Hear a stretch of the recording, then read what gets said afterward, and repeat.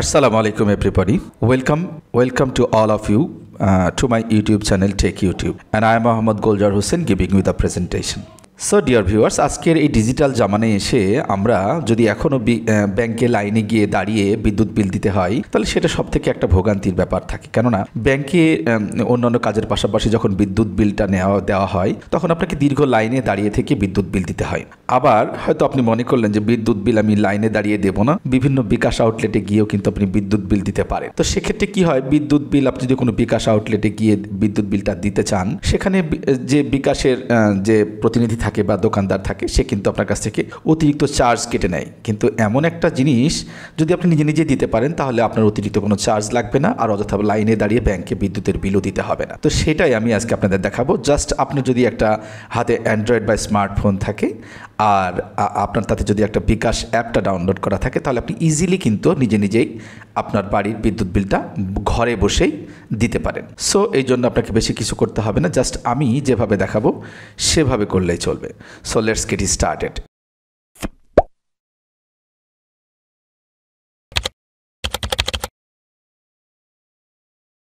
এজন্য আপনার অ্যান্ড্রয়েড ফোনের একেবারে ওয়েলকাম স্ক্রিনে চলে যাবেন, গিয়ে আপনি যেখানটায় বিকাশ অ্যাপটা ডাউনলোড করেছেন বা ইনস্টল করেছেন সেই জায়গাটায় চলে যাবেন। এই যে যেমন আমি বিকাশ এই যে অ্যাপটার উপরে এখানে টাচ করলাম, টাচ করার সঙ্গে সঙ্গেই দেখুন হ্যাঁ চলে এসেছে। এখানে আপনাকে যথারীতি কিছুই করতে হবে না, জাস্ট আপনার বিকাশের যে পিন নাম্বারটা সেটা দিয়ে আপনাকে ঢুকতে হবে। জাস্ট আমি যেমন এখানে দিয়ে দিলাম, দিয়ে জাস্ট এই যে পরবর্তী বা এই যে গো চিহ্নটা, অ্যারো চিহ্নটাতে টাচ করবেন। যদিও এটা আপনারা সবাই জানেন, তবু আমি একেবারে শুরু থেকেই দেখালাম।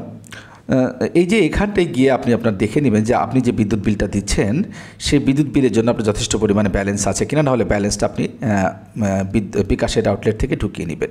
যেমন এখানে দেখুন আমার কিন্তু 1862 টাকা আছে।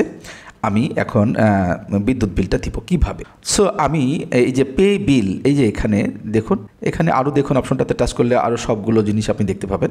তো এখান থেকে আপনাকে পে বিল অপশনটাতে ক্লিক করতে হবে।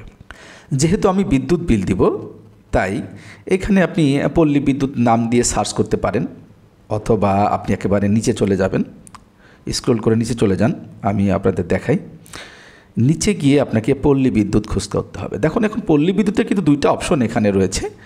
সো ম্যাক্সিমাম ক্ষেত্রে আমরা প্রিপেড বিলটা কিন্তু কেউ ব্যবহার করি না। প্রিপেড বিলের অনেক ঝামেলা। আপনি যে বাড়িতে মিটারটা আছে অবশ্যই নিশ্চয়ই পোস্টপেড বিল হবে। সো আপনি পোস্টপেড বিল থেকে ম্যাক্সিমাম আমরা পোস্টপেড বিলটা ইউজ করি। দ্যাট মিনস আমরা বিদ্যুৎ আগে খরচ করি, তারপরে সব মাস শেষে গিয়ে বিলটা দিই, সেই জন্য এটাকে পোস্টপেডই বলা হয়। সো আমরা পল্লী বিদ্যুৎ পোস্টপেড বিল এই যে এই অপশনটার উপর টাচ করলাম। দেখুন টাচ করার সঙ্গে সঙ্গে এইখানে আপনাকে আপনার SMS অ্যাকাউন্ট নাম্বার দিতে হবে। এখন কথা হলো, এই SMS অ্যাকাউন্ট নাম্বারটা আপনি কোথায় পাবেন? নিশ্চয়ই আপনার হাতে বিদ্যুৎ বিলের কাগজ নিয়ে আপনি পাশে বসেছেন। সো এইখানে আপনাকে এই যে স্যাম্পল দেখলে বুঝতে পারবেন এটা কোথায় পাওয়া যাবে। জাস্ট আমি বিলের স্যাম্পল কপিটা দেখি, দেখালেই আপনি বুঝতে পারবেন। এই যে হিসাব নম্বর, আর পাশে এই যে SMS হিসাব নম্বর এখানটা আছে, এইখানটাতে আপনাকে 13 সংখ্যার বা 13 ডিজিটের একটা হিসাব নম্বর দেওয়া রয়েছে। আর বর্তমানে তো এই একটা ব্যাপার আপনাকে স্পষ্ট করে বলি, আসলে এই SMS হিসাব নম্বর কথাটা এখন বদলে নাম হয়েছে গ্রাহক বা হিসাব নম্বর। আর গ্রাহক বা হিসাব নম্বর একেবারে আপনার বিদ্যুৎ বিলে আপনার নামের ডান পাশে পাওয়া যাবে, পল্লী বিদ্যুৎ বিলের। তো সেখান থেকে আপনি 13 সংখ্যার যে ডিজিটটা গ্রাহক হিসাব নম্বর, সেইটি এখন আপনাকে এই যে এখানটায় দিয়ে দিতে হবে। যেমন আমি এখানটায় দিয়ে দিচ্ছি, দেখুন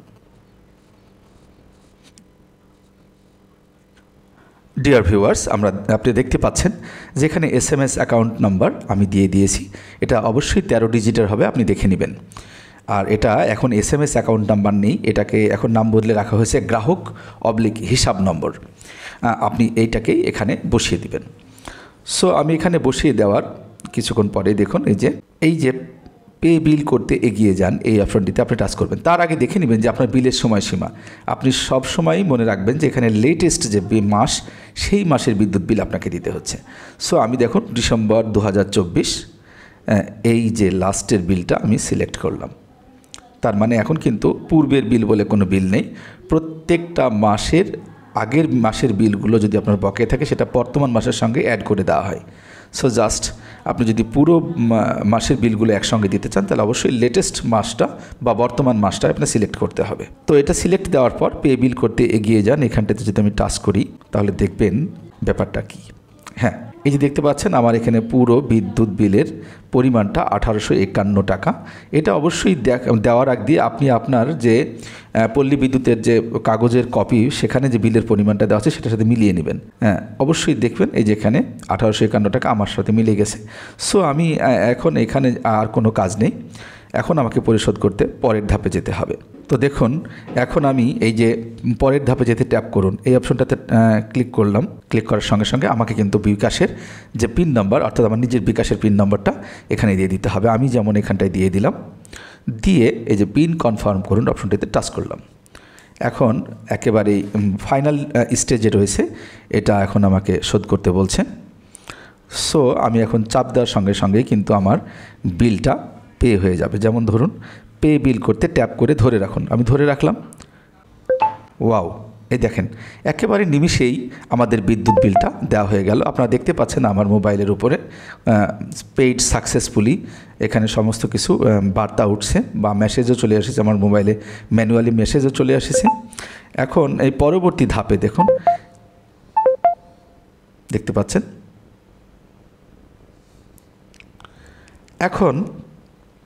এখন যে কাজটা হলো সেটা হচ্ছে এই যে অনেক সময় আপনার বিদ্যুৎ কর্তৃপক্ষ পরবর্তী যদি কোনো ঝামেলা হয় বা তাদের সাথে কোনো বিদ্যুৎ বিলের গরমিল দেখা যায়, সেটা আপনার জন্যই আপনি কিন্তু এই ট্রানজ্যাকশন আইডিটা কপি করে রাখবেন।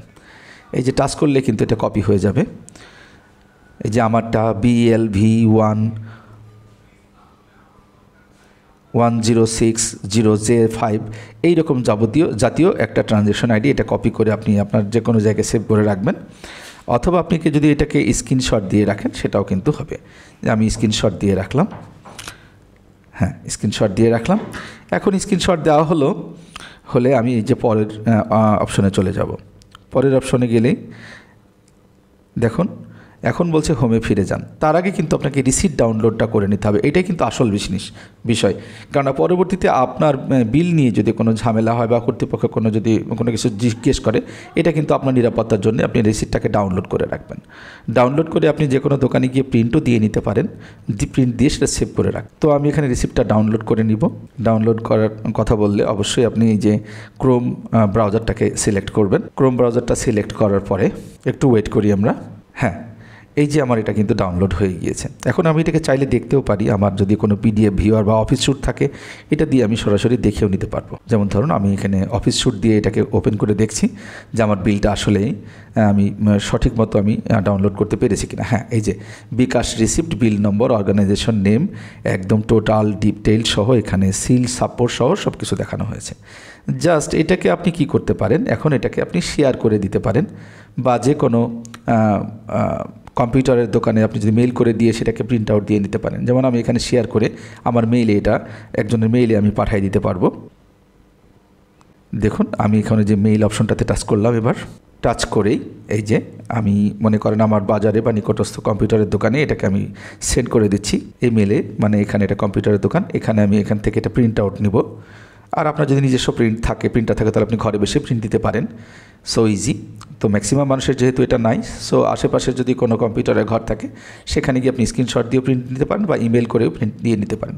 যেমন এখানে আমি ইমেল করে দিয়েছি, আর এই যে এখানে লিখলাম জাস্ট আপনার ভেরিফিকেশনের জন্য যে কোনো একটা নাম লিখবেন, রিপ্লাই ফ্রম, আমি আমার নামটাই দিয়ে দিলাম এখানে, রিপ্লাই ফ্রম গোলজার দিয়ে যদি আপনি এখন সেন্ড করে দেন তাহলে কিন্তু আপনার যে কোনো কম্পিউটারে ঘরে সে তার মেলটা চেক করলেই সেখান থেকে আপনাকে প্রিন্ট দিয়ে দিতে পারবে। আর বিকাশ অ্যাপ থেকে বিদ্যুৎ বিল দেওয়াটা খুবই সোজা। এর পরবর্তীতে আপনি যখনই বিদ্যুৎ বিল পে করতে চাবেন, জাস্ট পে বিলে যদি আপনি টাচ করেন তাহলে কিন্তু আপনার এখানে হিস্ট্রি দেখতে পাবেন, অর্থাৎ আগের দেওয়া যে বিলের হিস্ট্রিটা এখানে দেখা যাবে। অর্থাৎ এই যে পোস্ট পেইড বিল, আপনার এই যে অ্যাকাউন্ট নাম্বার সহ আপনাকে জাস্ট উঠে থাকবে। আপনি এখান থেকে বারবার আপনাকে বিদ্যুৎ বিলের SMS অ্যাকাউন্ট নাম্বারটা লিখে করতে হবে না, জাস্ট এখানে ট্যাপ করলেই আপনি আপনার SMS অ্যাকাউন্ট নাম্বারটা এখানে দেখতে পাবেন। জাস্ট এখানে পে বিল করতে এগিয়ে গেলেই আপনি আপনার স্ট্যাটাসও দেখে নিতে পারবেন যে আমি কিছুক্ষণ আগে এটা পেইড করলাম, এই যে স্ট্যাটাস পেইড দেখাচ্ছে।